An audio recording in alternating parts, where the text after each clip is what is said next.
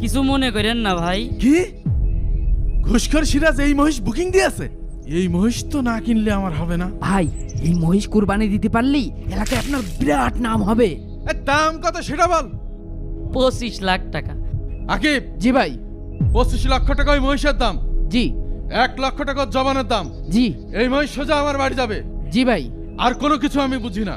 ঠিক আছে। এই ব্যাগে 25 লাখ টাকা আছে, এটা গুনে রাখ আর মহিষটা নিয়ে চল।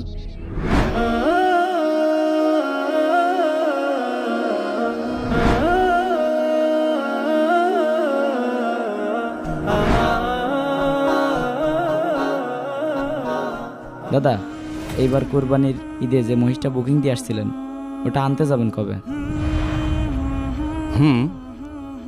দেখি 2-1 দিনের ভিতরে যাব।